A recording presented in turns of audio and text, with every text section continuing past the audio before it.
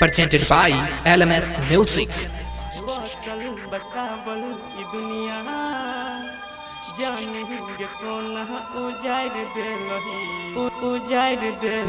जानेंगे कोना उजाड़ देलही बसल बसावल ई दुनिया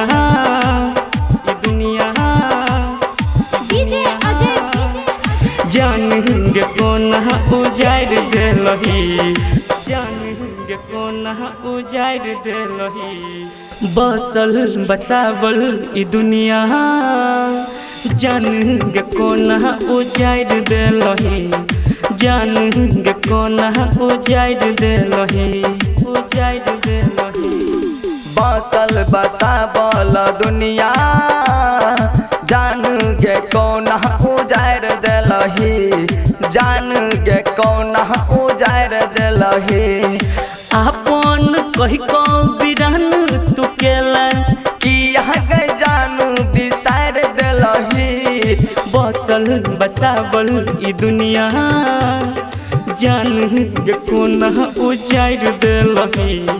जानेंगे कोना उजाड़ देलही जानेंगे कोना उजाड़ देलही बसल बसावल ई दुनिया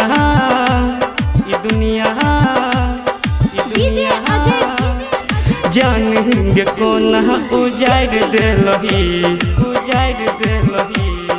मन करे मर जाई ना तो जहर खाई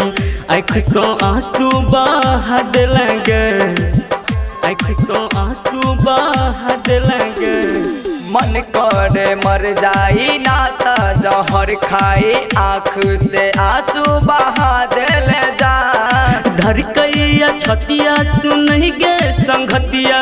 किया तू मुहवा फेर ले लगे बसल बसावल ई दुनिया जानेंगे कोना उजाड़ देलही जानेंगे कोना उजाड़ देलगे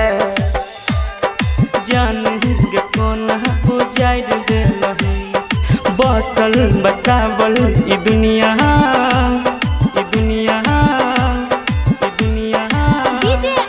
जानेंगे कोना उजाड़ देलही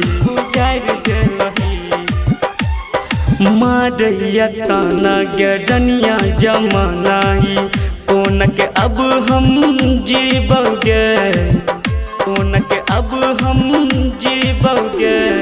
मारैया ताना गैरनिया जमाना कोना का अब हम जीगे राइटर रमेश के तो गई रोबा कौन पपुआ से दिल जोड़ ले लगे बसल बसावल ई दुनिया जानेंगे कोना उजाड़ देलही जानेंगे कोना उजाड़ देलही बसल बसावल ई दुनिया जानेंगे कोना उजाड़ देलही